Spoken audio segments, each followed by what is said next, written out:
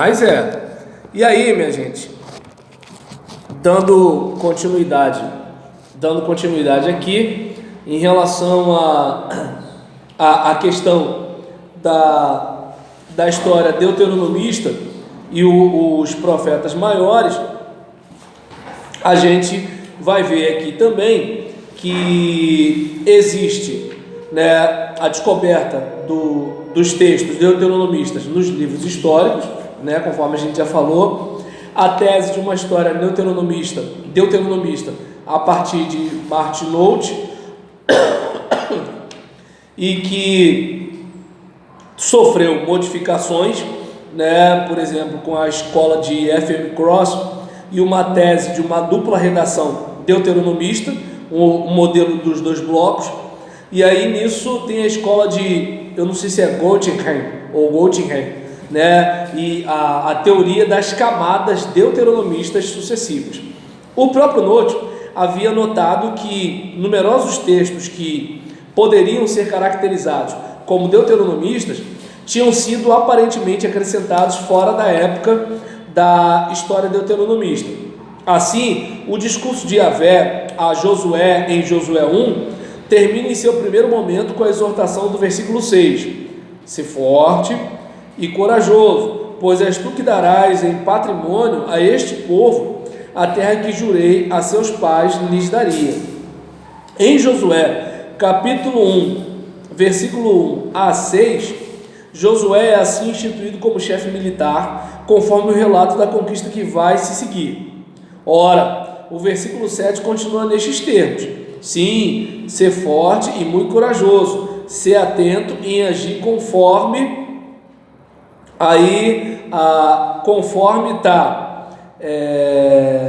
de acordo com a Septuaginta, e o texto masorético diz, né, que segundo toda a Torá.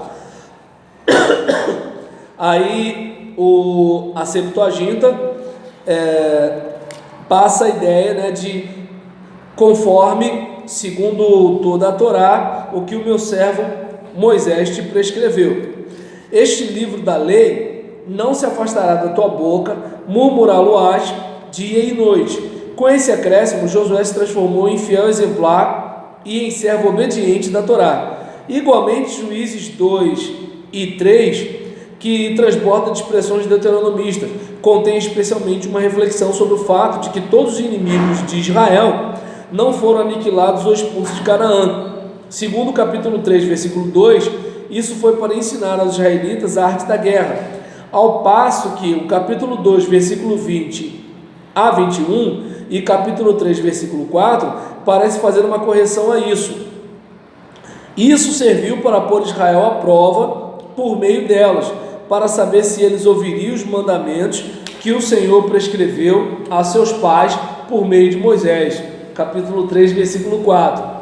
Então, vocês dá para perceber que essas citações mostram que, assim, enquanto uma linha mostra que Deus deixou o povo ali para que Israel aprendesse a arte da guerra, no outro caso, Deus deixou o povo ali para que o povo, como é que eu posso dizer, fosse testado na sua fé. Então, daí onde vem aquele olhar, né, mais aguçado, do tipo, qual é a intenção afinal aqui? Né? Então parece que tem mais de uma pessoa dizendo o motivo de ter esse povo aqui. Porque se a pessoa colocasse, Deus permitiu por esse motivo, beleza, mas não. É como, digamos assim, o Fernando está de agasalho porque está frio lá fora. Aí passa o tempo, o Fernando está de agasalho porque o Fernando está doente. Por que não bota ele está doente, está sentindo frio? Como se fosse uma pessoa. Exato, e um motivo só praticamente, mas não. Tá, porque assim, você pode estar de agasalho porque você está doente, não está frio, mas você está sentindo frio. E você pode estar de agasalho porque realmente está frio. Então, dependendo dessa fala, o meu leitor fala assim: não, tem mais de um Roberlan escrevendo isso aí. Entende? Assim, é nessa linha. Isso, é nessa linha que esses pesquisadores vão. O leitor devocional, ele não olha isso. Passa direto. Passa direto. Ele nem percebe o negócio dele. Ele está lendo, né? Aquele povo, aquele bando de safado. Eles tinham que não sei o que lá. Senhor, me guarda, não deixa eu ser igual a esses caras. O leitor devocional, ele quer comer a feijoada. Ele não está provando como o chefe que está assim: ó, resolve isso aí. Isso aqui não está legal não. Cara, ó, não dá para continuar fazendo desse jeito não. Bom, vai ficar difícil eu te guardar aqui na empresa, porque se o feijão que você fizer continuar, cara, cadê? Quantas vezes eu já falei? Olha o quanto que você está colocando de pimenta do reino aqui, cara.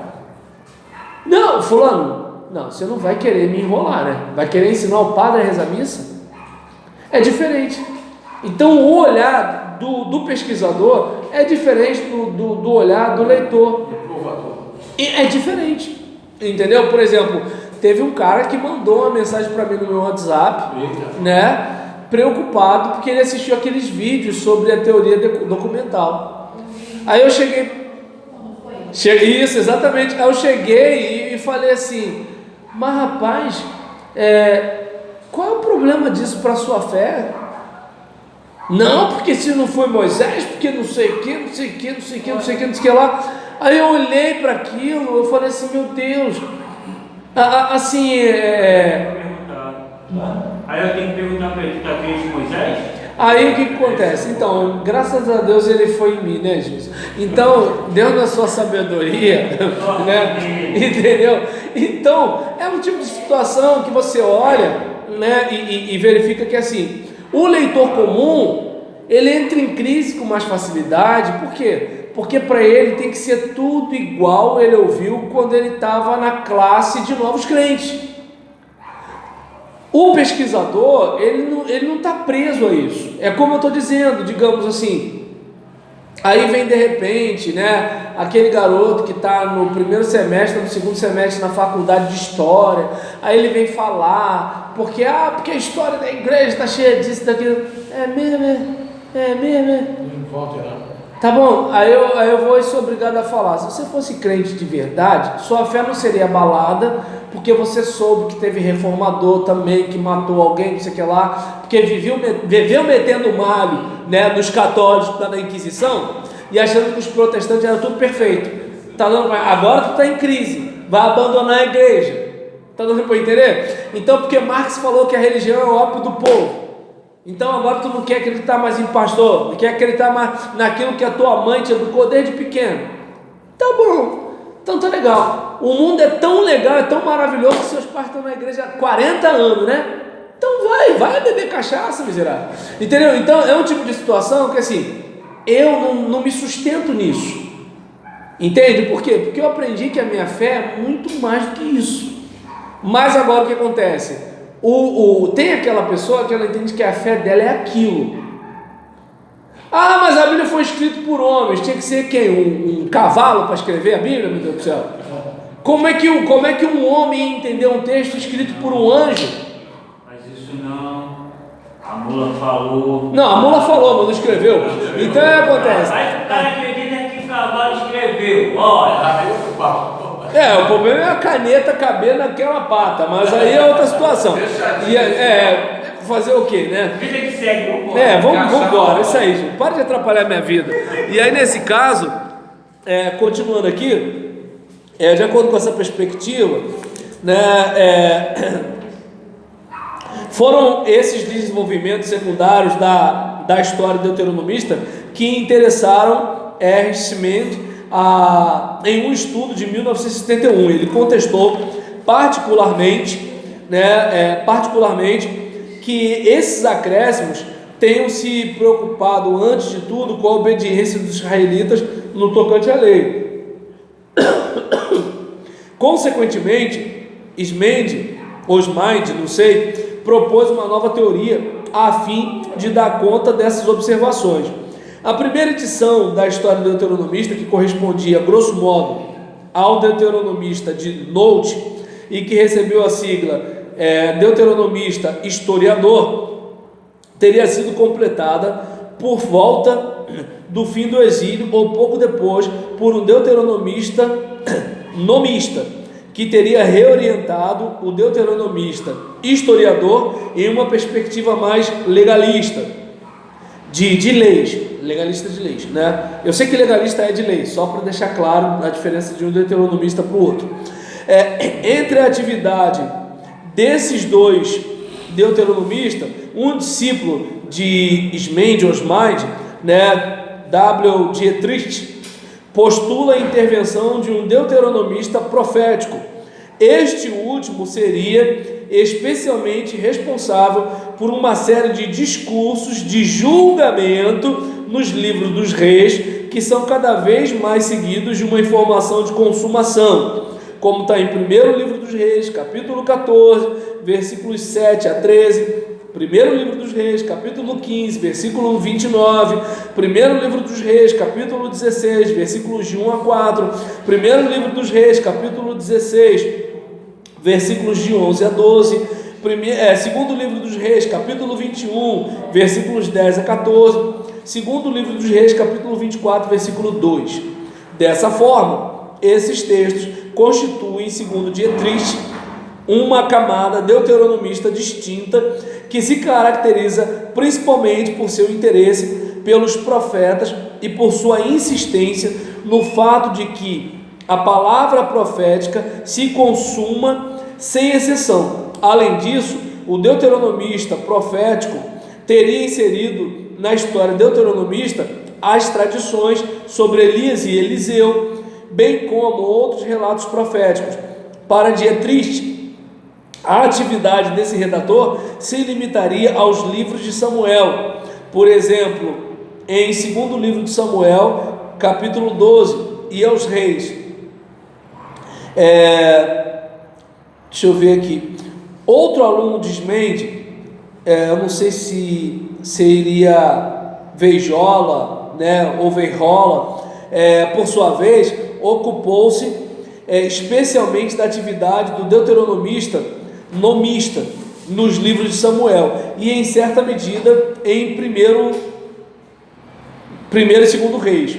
Enquanto Ismende havia limitado sua análise aos livros de Josué e dos Juízes, para Veijola ou Veirola, não sei, o deuteronomista histórico é mais reduzido que o deuteronomista de note, o deuteronomista profético e o deuteronomista nomista assumem assim uma parte importante na formação dos livros de Samuel e dos reis. Segundo Veirola, os textos favoráveis à monarquia em 1º livro de Samuel, capítulo 8 ao capítulo 12, seriam provenientes do deuteronomista histórico. O deuteronomista profético, ao contrário, teria pela primeira vez uma visão negativa da realeza, e seria especialmente ele quem teria pintado o quadro sombrio de um Davi sob a ação do pecado. Quanto ao deuteronomista nomista, também lançaria um olhar crítico sobre a realeza. Primeiro livro de Samuel, capítulo 8, versículos 6 a 22, e 1º livro de Samuel, capítulo 12, mas teria tentado inocentar os reis fundadores, Davi e Salomão. Conferir 1º livro dos reis, capítulo 1, versículo 35 a 37, capítulo 2, versículos 2 a 3. O modelo de Goldheim, que teve uma repercussão importante na exegese germanófona, distingue assim 3 etapas essenciais na formação da história deuteronomista: o historiador, deixa eu ver aqui, historiador, nomista, profético e deuteronomista, historiador, o profético e o nomista. É de notar que essas 3 etapas correspondem à sequência cronológica histórica, história, profecia e lei, e se assemelham estranhamente assim à concepção wellhausiana da formação do Hexateuco. Ver a introdução ao vamos seguir aqui. A escola de Goldheim situa a atividade desses redatores deuteronomistas na Palestina durante a época do exílio, nisso permanecendo fiel a Note, embora uma datação no começo da época persa seja às vezes considerada para o deuteronomista nomista. No mundo francófono, de fala francesa, o modelo de Goldheim foi retomado, embora de maneira modificada, nos trabalhos de J. Vermilyen, que distingue de seu lado 3 e até mesmo 4 deuteronomistas que ele designa pelos anos durante os quais teriam trabalhado. Deuteronomista 585, dificilmente identificável, 575, 560, 525. Diferentemente do modelo defendido por Note e seus discípulos, esses deuteronomistas teriam intervindo, segundo Vermilyen, tanto no Pentateuco como nos livros históricos.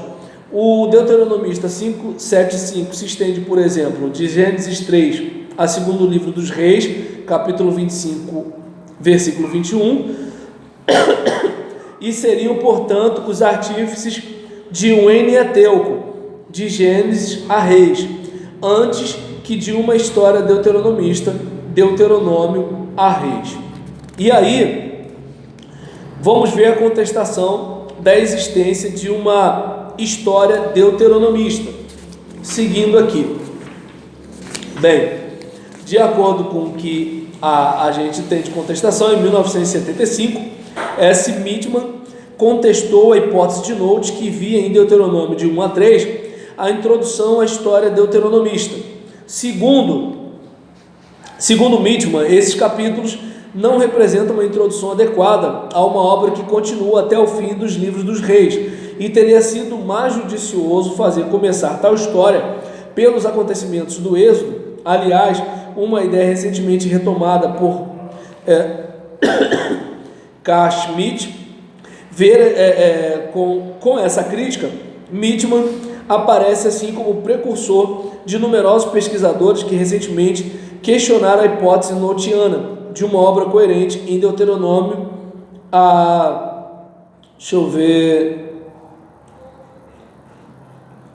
Deuteronômio até Reis, né? Como exemplo, deixa eu ver aqui.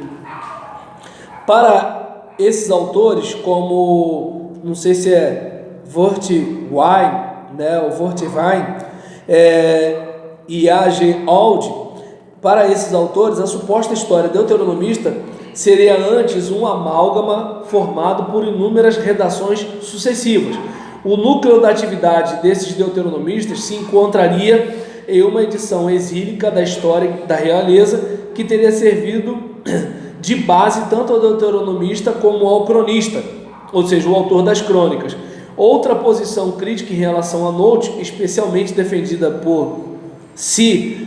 Westermann e E. A. Knopf, reata com a posição de Weiser, que já insistia na independência redacional e inicial dos livros compostos pelos profetas anteriores, Josué até o segundo livro dos Reis, cada livro tendo seu perfil deuteronomista próprio. Além disso, Knopf, não sei, acrescenta que a experiência de uma história deuteronomista englobando os acontecimentos relatados nos livros do Deuteronômio, de Josué, dos Juízes, de Samuel e dos Reis, não é atestada em nenhum lugar na Bíblia hebraica, e que as variantes textuais atestadas especialmente pela Septuaginta são muito mais importantes nos livros históricos do que no Pentateuco.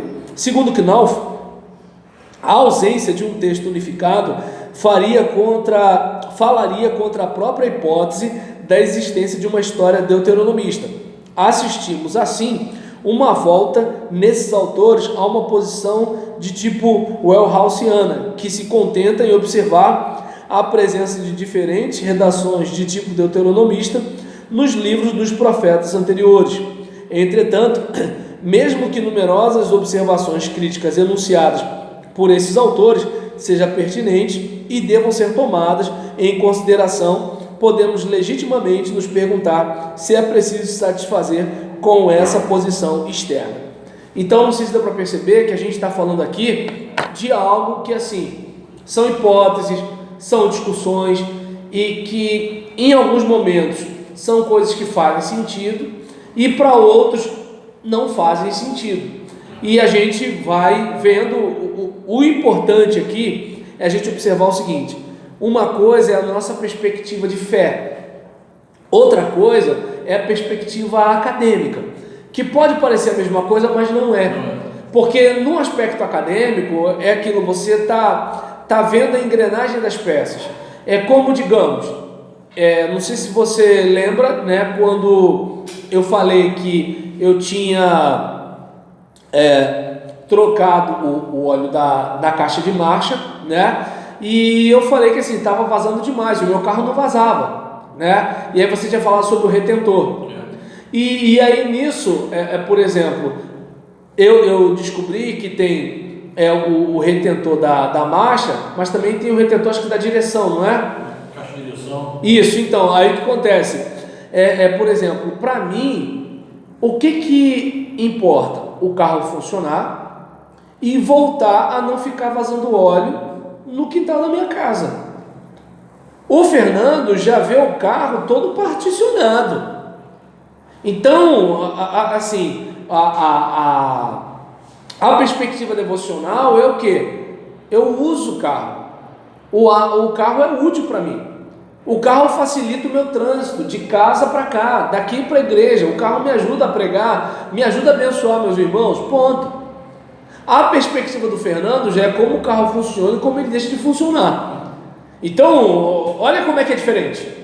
E às vezes a gente, assim, aí onde às vezes o mecânico vai bater um papo com o motorista e não vão se encontrar. Por quê? Porque ele vai falar algumas coisas, eu vou fazer assim, tá. Primeiro que não me interessa, então vai me dar sono. Eu estou resolvido. Tá dando para entender? Ou de repente, eu que não entendo bolhufas do que ele está falando, vou querer bater boca com ele, né? Porque uma das coisas que a ignorância faz é dar coragem, né? Quando você não sabe quem é a pessoa, é que nem, por exemplo, eu tive um professor de Muay Thai que ele era metade do meu peso. Você olhando para ele na rua, né? Por exemplo, o Gilson é o Hulk perto do cara, né? Então você olhando para ele na rua, você fala assim: eu janto esse cara. Falei que você é o Hulk perto do cara. E aí nisso, por exemplo, você olhando para ele, você fala: eu janto esse cara. E o cara batendo. Mas rapaz, é o seguinte, assim, você tá ali, vem pro mano a mano, quando você vai ver, você recebeu uma canelada aqui, tá ali no chão e acabou. Assim, do nada. Quando você já sabe quem é o cara, tu já chega perto dele com um pouco de medo até, porque tu sabe que o cara é uma máquina de destruir os outros. Agora, na ignorância, você fala assim: vem na mão, vambora. Tá dando para entender? Uma mulher bateu, eu fiquei horrorizado na magrelinha, velho. Deu para entender? Uma mãozada na parede. Não vou muito longe, aquela Amanda Nunes do UFC, ela deu um nocaute na loura ali, que eu falei assim: vai um camarada querer bater nela porque ela é mulher. Vai chamar de feia. Já era, acabou, entendeu? E aí você olha para uma situação dessa, você percebe que a ignorância, ela faz a gente ser um pouco mais valente. Ou seja, você está aqui aprendendo uma coisa que, assim, durante séculos esses homens discutiram, e um derrubando a tese do outro. Aí tu chega na igreja, um cara que nem sabe que isso existe, vai bater boca contigo. Aí tu não sabe, você fica com raiva, você fica com penas, o que acontece? Olha quanta coisa tem aqui. Até chegar. Tá dando para entender? Até chegar na feijoada pronta. Deu para entender? Esse é o negócio, né? Então, é que nem, por exemplo, diante de uma situação dessa, né? Quando, por exemplo, você está conversando, né, com aquele cara ali, né? E aí você vai, discute um monte de coisa, até que no dia seguinte você fica sabendo, né? Gilson, acredita que o Jefferson entrou aqui só para falar brincadeira? O Gilson, um Hulk? É mole? Depois comenta no Facebook, responde especificamente para ele. Amanhã responde. E aí nisso, né? O que acontece? Diante de uma situação dessa, o que a gente observa, né? Que assim, você foi bater um pouco com o cara, aí alguém chega e fala assim para você: Sabe aquele cara ali, com aquela fala mansa que estava te escutando? Aquele cara ali é o Joãozinho Mata Rindo. Hã? É, porque assim, sabe esse bairro todinho aqui? É ele que manda. Hã? Mas o cara falava tão suave, tão manso, não se estressava, não ficava nervoso. Se eu fosse você, eu já pedia desculpa logo. Entende? A ignorância, ela gera valentia. Você acha, né? Entendeu? Então, é um tipo de situação. Eu estou lembrando quando eu dei uma palestra para casais numa igreja, e aí eu falei, dividi o grupo, né, entre Clube do Bolinho e Clube da Luluzinha, né? E aí pedi, né, as irmãs para postarem, mania de internet, para responderem exatamente qual seria a pior coisa que elas gostariam, que elas estariam ouvindo do seu marido, e para eles qual seria a pior coisa de ouvir da sua mulher. E aí nisso, né, tá dando para entender? E por exemplo, diante dessa situação, né, eu coloquei, né, por exemplo, uma das questões, né, o que você gosta, o que você teria terror da sua mulher falar? O terror que eu teria era precisamos de ajuda. Por incrível que pareça, foi a pior coisa que os homens disseram, né? É que a mulher falasse assim, precisamos de ajuda. Mas no que sentido? Porque o homem é orgulhoso. Qualquer sentido. Por exemplo, as finanças não estão boas, precisamos de ajuda. Ou o nosso casamento não está legal, precisamos de ajuda. Ou então, de repente, precisamos de ajuda, né? Ou então, não sei o que lá, precisamos. Se riu é porque entendeu. Aí nisso, né, nunca aconteceu comigo. Aí nesse caso, né, por exemplo, sei lá, ou seja, aquela questão de assim, eu não admito a hipótese de ter que precisar de ajuda. Até porque assim, vai se preparando, pastor Fernando. Por exemplo, irmã fulana, e aí, como é que tá o João? Sabe como é que é aquele cara, né, pastor? É assim. Você chega no João e fala assim, e aí, como é que tá a Josefina? Pastor, tranquilo. Relaxa, pastor. Se preocupe, que acha que está a cabeça do pastor com isso não. Escuta a cabeça não. A gente se entende, está tranquilo. Geralmente o homem é assim. Quando o homem vai procurar o pastor, é o seguinte, pastor, estou indo embora. Ou então, ela foi embora. Alguma coisa mais ou menos assim. A mulher não, a mulher desde lá do início está reclamando. O homem quando vem, ele vem para dizer que foi embora, está indo embora, alguma coisa assim. O homem não senta para resolver. Então o homem geralmente ele é mais orgulhoso. Então por isso que uma das perguntas mais difíceis foi, preciso de ajuda. Mas em casa, eles perguntaram para elas uma outra pergunta, uma outra fala que eles não disseram para mim na palestra, mas a líder de família me falou que as irmãs chegaram nela para perguntar, né? Para perguntar não, para contar. Que uma outra pergunta era, uma outra resposta aqui, qual seria difícil de você ouvir? Eu finjo orgasmo, né? Nenhum marcou, nenhum. Mas em casa perguntaram para as esposas se elas fingiam, né? Aí as esposas chegaram na líder e contaram que a pergunta em casa, aí eu não imagino como é que foi a reunião dessas mulheres, Patrícia, mas elas em casa, elas começaram a contar, né, o resultado da palestra do pastor Roberlan, que assim, os maridos em casa começaram tudo a ficar perguntando, menos mal, graças a Deus, né? Pelo menos o camarada pensa às vezes que é um super-herói, e mal sabe ele, né, que não é nem uma formiga atômica. E aí nesse caso... E ele se preocupou, né? Mas também com a minha provocação. Agora, às vezes o camarada... Que eu falei, às vezes, né, o camarada está casado há mais de 30 anos, a mulher não sabe o que é um orgasmo, o pastor sabe que ela não sabe, o marido não sabe. Por quê? Porque às vezes a mulher finge para não se aborrecer com o marido, porque em vez dele matar no peito e falar assim, eu preciso melhorar, ele entende que é ela que tem problema.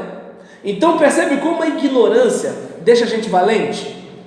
Então, às vezes, tem um monte de cara aí contando vantagem por aí, e os caras, como dizia, né, minha falecida mãe, não tá com nada na virilha. Depois de velho que eu entendi esse negócio, né? Só sempre enganado e não sabe. Deu para entender? Então, assim, a ignorância, né, talvez alguém diga, isso aqui não tem nada a ver com o deuteronomista. Tem, porque assim, a ignorância faz a gente andar no campo minado como quem está no jardim gramado. Parece a mesma coisa, mas não é, né? E aí, para a gente fechar, né, porque a gente tem o lanche da gente aqui, e passou, esqueci que o Jefferson não está aí. Então, passou só um minuto, eu já ia explicar, mas geralmente a gente explica para o Jefferson, né? Mas já tem que dar uma satisfação, não. Mas ele é o representante de vocês. E aí, nesse caso... tem o impeachment aí. Entendeu? Então, o que acontece? É importante, né, a gente ter essa preocupação, né, em relação a isso, né, para que a gente observe que, olha, tem muita coisa por trás dos textos. E o acadêmico, ele está pesquisando, ele não está pregando, ele não é o nosso pastor, ele não é um profeta, ele é um estudioso. E você faz o quê? Você estuda, você pode concordar e pode discordar. Aquele pastor da Novo Tempo, né? Uhum.